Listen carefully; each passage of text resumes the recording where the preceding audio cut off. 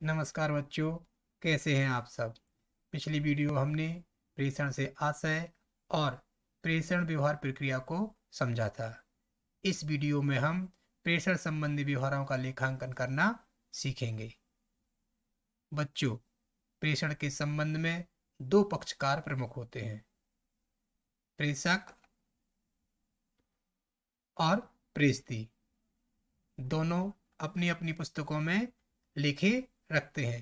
प्रेषक अपनी पुस्तकों में मुख्य रूप से 5 खाते बनाता है: प्रेषित माल खाता, प्रेषण खाता, प्रेषणिका खाता, प्रेषण स्कंद खाता और प्राप्य पत्र खाता।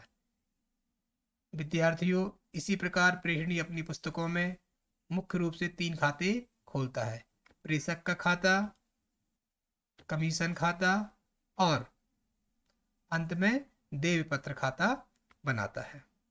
तो विद्यार्थियों, आज इस वीडियो व्याख्यान में हम इन सभी खातों का प्रारूप कैसा होता है और इनमें लेखे किस प्रकार किए जाते हैं, यह सीखेंगे।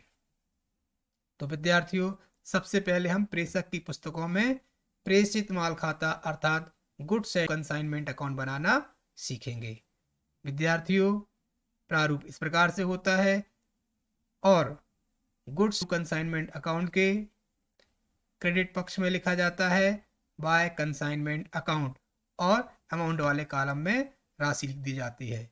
विद्यार्थियों, इस खाते में सिर्फ एक ही एंट्री होती है। इसके बाद दोनों पक्षों का योग लगाकर शेष निकाल दिया जाता है और इस शेष को ट्रेडिंग अकाउंट अर्थात व्यापार खाते में हस्तांतरित कर दिया जाता है टू ट्रेडिंग अकाउंट और राशि अमाउंट वाले कॉलम में लिख दी जाती है।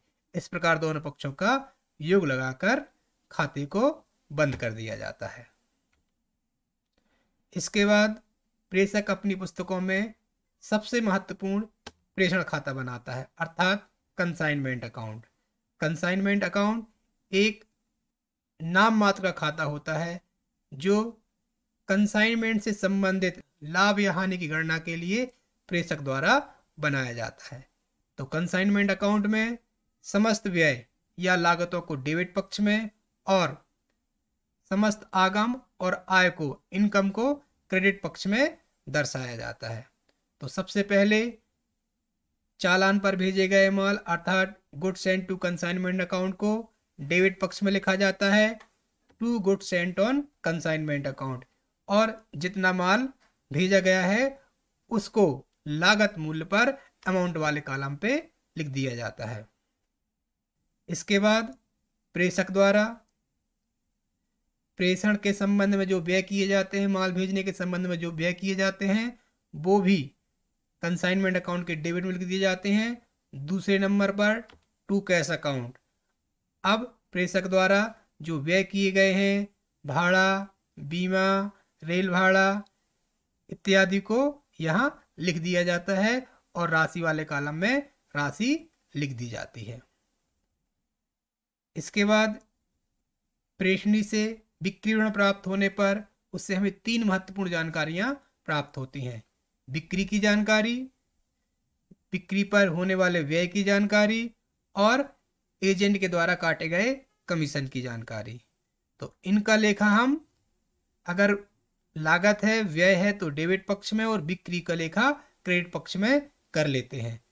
तो प्रेषण संबंधी प्रेषणी द्वारा किए गए व्यय को डेबिट पक्ष में लिखा जाएगा प्रेषणी के नाम से टू कंसाइनीज अकाउंट, प्रेषणी के खाते से, और इस पर होने वाले व्यय, माल छुड़ाने संबंधी व्यय, ऑक्ट्राय, गोदाम किराया आदि को लिख दिया जाता है और राशि अमाउंट वाले कॉलम में लिख दी जाती है। अगर कोई बिक्री हुई है, बिक्री का लेखा क्रेडिट पक्ष में किया जाता है बाय कंसाइनीज अकाउंट के नाम से और जितनी भी बिक्री हुई है उसकी राशि अमाउंट वाले कॉलम में लिख दी जाती है। बच्चों, इस बिक्री पर एजेंट को कमीशन प्राप्त करने का अधिकार होता है, तो जो उसने कमीशन काटा होगा उस कमीशन का लेखा कंसाइनमेंट अकाउंट के डेबिट में किया जाता है, क्योंकि कमीशन एक प्रकार का प्रेषक की दृष्टि से खर्चा है। तो खर्चे को डेबिट साइड लिखा जाएगा टू कंसाइनीज अकाउंट, और जो भी प्रकार का कमीशन होगा, कमीशन हो चाहे अधिभावी कमीशन हो चाहे परिशोध कमीशन हो, सबको यहाँ पर लिख दिया जाएगा। विद्यार्थियों, यदि वर्ष के अंत में कोई बिना बिका माल रह जाता है तो उसको क्रेडिट पक्ष में दर्शाया जाता है बाय कंसाइनमेंट स्टॉक अकाउंट के नाम से। और यदि किसी प्रकार की कोई असामान्य हानि होती है तो वह हानि व्यापार संबंधी हानि नहीं है, कंसाइनमेंट संबंधी हानि नहीं है, इसीलिए उस हानि को यहाँ से कम करने के लिए, अर्थात प्रेषण संबंधी व्यवहारों पर उसका प्रभाव खत्म करने के लिए क्रेडिट पक्ष में लिखा जाता है बाय एबनॉर्मल लॉस अकाउंट। इसके बाद दोनों पक्षों का योग कर लिया जाता है और अंतर की राशि निकाल ली जाती है। यदि क्रेडिट पक्ष का योग अधिक होता है तो कंसाइनमेंट पर, प्रेषण पर लाभ होता है और लाभ को डेबिट में लिख दिया जाता है to profit and loss account. और यदि डेबिट पक्ष का योग अधिक होता है तो अंतर की राशि को क्रेडिट साइड लिखा जाता है, यह हानि होती है। इस प्रकार से हमारा प्रेषण खाता बनकर तैयार हो जाता है। तो बच्चों, अब हम प्रेषक की पुस्तकों में एक और खाता खोलेंगे जो है प्रेषणी का खाता। प्रेषणी का खाता एक व्यक्तिगत खाता है और प्रेषणी से संबंधित व्यवहारों का लेखा इसमें किया जाता है। तो विद्यार्थियों, प्रेषणी ने जो माल बेचा है वह प्रेषक की ओर से बेचा है, तो उसने जितना भी माल बेचा है उस राशि पर प्रेषक अर्थात कंसाइनर का अधिकार होता है, तो उसका लेखा डेबिट पक्ष में किया जाएगा टू कंसाइनमेंट अकाउंट के नाम से। सेल्स प्रोसीड और राशि अमाउंट वाले कॉलम में लिख दी जाएगी। इसके बाद प्रेषणी द्वारा किए गए व्यय, उसके द्वारा काटे गए कमीशन का लेखा क्रेडिट पक्ष की ओर कर दिया जाता है बाय कंसाइनमेंट अकाउंट के नाम से। इसके बाद यदि कंसाइनी ने कोई एडवांस राशि दी है तो उस राशि का लेखा क्रेडिट पक्ष की ओर कर दिया जाता है बाय बैंक अकाउंट के नाम से या प्राप्य पत्र के नाम से, वीआर अकाउंट के नाम से, और राशि वाले कॉलम में राशि लिख दी जाती है। इसके बाद दोनों पक्षों का योग लगाकर अंतर की राशि निकाल ली जाती है। इस शेष राशि का कंसाइनी द्वारा भुगतान कर दिया जाता है तो बाय बैंक अकाउंट लिखा जाता है, और यदि भुगतान नहीं किया जाता है तो बैलेंस सीडी के नाम से लिख दिया जाता है और दोनों पक्षों का योग लगाकर खाते को बंद कर दिया जाता है। बच्चों, इसके बाद कंसाइनमेंट स्टॉक अकाउंट बनाया जाएगा। कंसाइनमेंट स्टॉक अकाउंट के डेबिट में लिखा जाएगा टू कंसाइनमेंट अकाउंट, और राशि अमाउंट वाले कॉलम में लिखकर दोनों पक्षों का योग लगाकर अंतर की राशि को क्रेडिट पक्ष की ओर लिख दिया जाएगा बाय बैलेंस सीडी या बाय ट्रेडिंग अकाउंट के नाम से अंतिम स्टॉक में जोड़ के भी लिखा जा सकता है। इस प्रकार से हमारा कंसाइनमेंट स्टॉक बन जाता है। विद्यार्थियों, अब हम प्रेषणी की पुस्तकों में खाते बनाना सीखेंगे। प्रेषणी की पुस्तकों में प्रेषक का खाता अर्थात कंसाइनर्स पर्सनल अकाउंट बनाया जाएगा। यह एक व्यक्तिगत खाता होता है और व्यक्तिगत खाते के नियम के हिसाब से यह खाता बनाया जाएगा। इस खाते में यदि प्रेषणी ने प्रेषक को कोई अग्रिम राशि दी है तो उसका लेखा डेबिट की ओर टू बैंक अकाउंट या बिल्स रिसीवेबल अकाउंट के नाम से लिखा जाएगा। एजेंट के द्वारा किए गए व्यय जो कि प्रेषक की ओर से किए गए हैं उनको भी प्रेषक के खाते में डेबिट में लिख जाएगा टू कैश अकाउंट के नाम से। जो भी खर्चे हैं उनको लिख दिया जाएगा और बिक्री की राशि को क्रेडिट पक्ष की ओर लिखा जाएगा बाय कैश अकाउंट अगर नगद विक्रय हुआ है तो, और अगर उधार विक्रय हुआ है तो बाय कस्टमर्स अकाउंट क्रेडिट पक्ष में लिखा जाएगा। इस बिक्री पर कमीशन की गणना कर ली जाएगी और कमीशन को डेबिट पक्ष की ओर लिखा जाएगा टू कमीशन अकाउंट। इसके बाद दोनों पक्षों का योग लगाकर अंतर की राशि निकाल ली जाएगी और अंतर की राशि चुकता कर दी जाएगी टू बैंक अकाउंट के नाम से, और यदि राशि चुकता नहीं की जाती है तो बैलेंस सीडी के नाम से लिखी जाएगी। तो इस प्रकार से प्रेषक का खाता बनाया जाता है प्रेषणी की पुस्तकों में। प्रेषणी की पुस्तकों में कमीशन खाता भी बनाया जाता है। कमीशन खाता इस प्रकार से बनाया जाता है। कमीशन एक आय है और आय को क्रेडिट पक्ष में लिखा जाएगा कंसाइनर्स के नाम से। जो भी कमीशन की राशि है उसको लिख दिया जाएगा। इसके बाद यदि एजेंट डेल क्रेडिटर एजेंट है अर्थात उसको अलग से परिशोध कमीशन प्राप्त होता है, तब डूबत ऋण की जोखिम एजेंट की होती है, तो इस दशा में उसे हानि होगी और हानि को डेबिट में लिखा जाएगा टू बैड डेट्स अकाउंट। और अब दोनों पक्षों का योग लगाकर अंतर की राशि निकाल दी जाएगी और अंतर की राशि लाभ हानि खाते के नाम से लिखी जाएगी to profit and loss account, और दोनों पक्षों का योग करके खाते को बंद कर दिया जाएगा। विद्यार्थियों, इस प्रकार से हमने प्रेषक की पुस्तकों में और प्रेषित की पुस्तकों में खाते किस प्रकार से खोले जाते हैं यह देखा। विद्यार्थियों, अभी तक हमने प्रारूप जाने हैं। अब इन प्रारूप की सहायता से हम एक सवाल हल करेंगे और देखेंगे कि प्रेषक की पुस्तकों में और प्रेषित की पुस्तकों में खाते किस प्रकार से बनाए जाते हैं। तो देखते हैं। सवाल इस प्रकार से है, सागर के गुलाब राय ने छतरपुर के केशव प्रसाद को 100 रुपये प्रति गांठ के हिसाब से 80 गांठें प्रेषण पर भेजी। बिक्री पर 2.5% कमीशन दिया जाता है। गुलाब राय ने प्रेषण के संबंध में 40 रुपये भाड़े पर और 20 रुपये बीमा कराने में व्यय किए।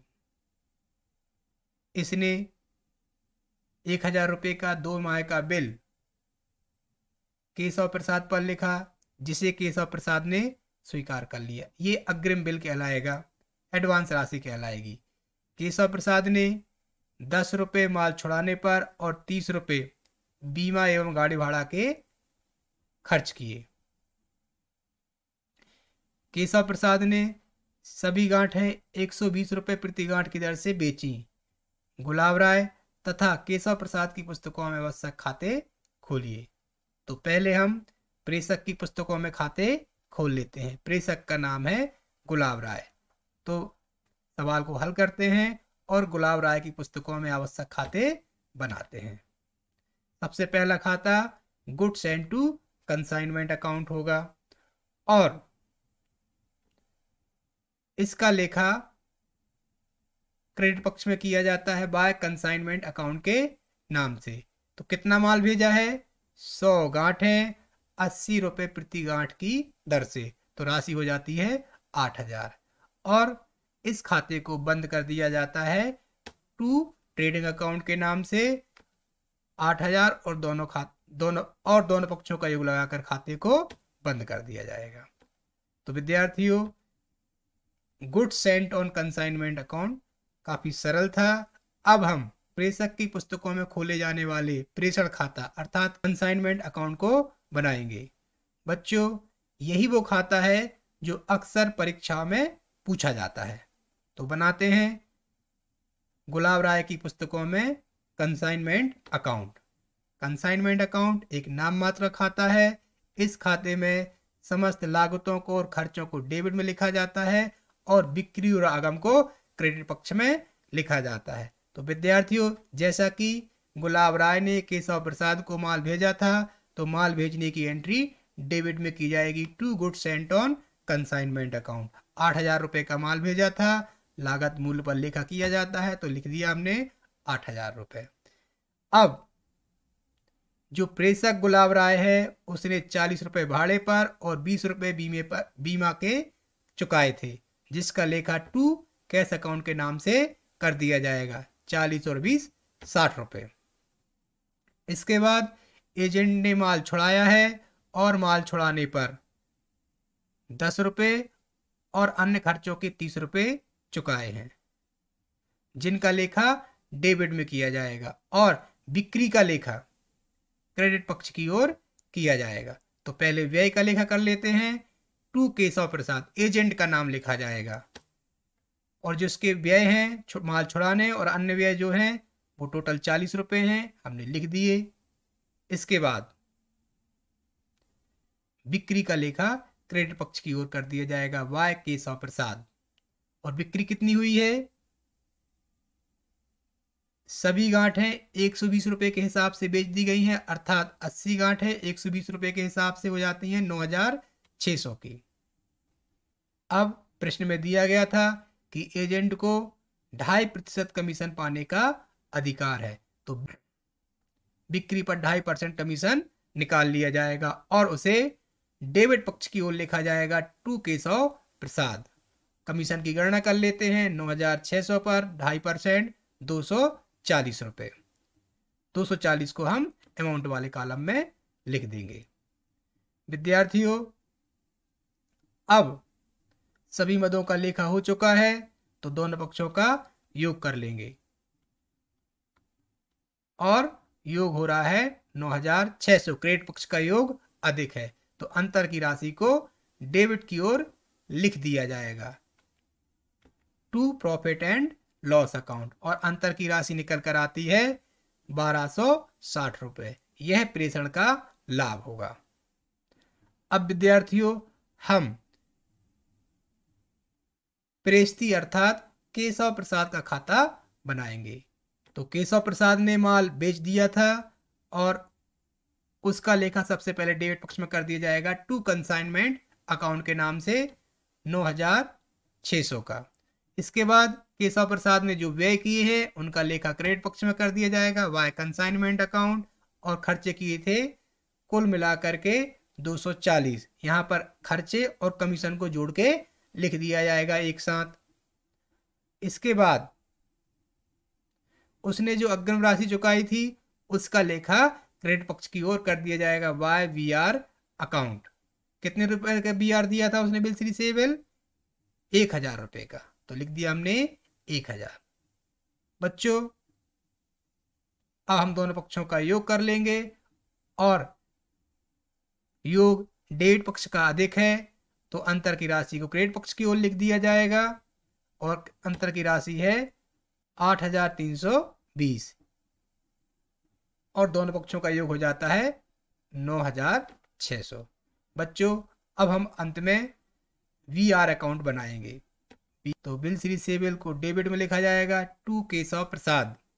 1000 की राशि थी और ये 2 माह की अवधि का था और प्रश्न में कुछ नहीं दिया गया है। इसका मतलब है इस बिल्स रिसीवेबल का भुगतान समय पर कर दिया गया होगा, तो भुगतान प्राप्त कर लेंगे बाय कैश अकाउंट 1000। इस प्रकार से दोनों पक्षों का योग बराबर हो जाता है। तो विद्यार्थियों, हमने अब गुलाब राय की पुस्तकों में आवश्यक खाते खोल लिए हैं। अब हम केशव प्रसाद की पुस्तकों में अर्थात एजेंट की पुस्तकों में खाते बनाएंगे। एजेंट गुलाब राय का खाता खोलेगा, तो बना लेते हैं गुलाब राय का खाता। गुलाब राय के खाते में सबसे पहले हमने उसको अग्रिम राशि दी थी जिसका लेखा हम डेबिट में कर लेंगे टू बी आर अकाउंट 1000 रुपए। केशव प्रसाद ने गुलाब राय की ओर से जो खर्चे किए थे उनका लेखा हम डेबिट में कर लेंगे टू कैश अकाउंट 40 रुपए के नगद खर्चे किए थे, और बिक्री का लेखा क्रेडिट पक्ष की ओर कर दिया जाएगा बाय कैश अकाउंट, क्योंकि बिक्री नगद की गई होगी। तो लिख देते हैं 9600। इसके बाद कमीशन का लेखा डेबिट पक्ष की ओर कर दिया जाएगा टू कमीशन अकाउंट 240 रुपए। अब दोनों पक्षों का योग लगाकर अंतर की राशि निकाल दी जाएगी और इस अंतर की राशि को चुकता कर दिया जाएगा टू बैंक अकाउंट के नाम से और खाते को बंद कर दिया जाएगा। इसके बाद कमीशन खाता बनाएंगे। कमीशन एक आय है और आय का लेखा क्रेडिट में कर दिया जाएगा बाय गुलाब राय 240, और कोई बैड डेट्स नहीं है तो नील कर दिया। इस प्रकार दोनों पक्षों का योग करके अंतर की राशि को लाभ हानि खाते में हस्तांतरित कर देंगे to profit and loss account 240 और दोनों पक्षों का योग बराबर आ जाता है। तो विद्यार्थियों, इस प्रकार हमने प्रेषण संबंधी व्यवहारों का लेखा प्रेषक की पुस्तकों में और प्रेषणी की पुस्तकों में करना सीखा।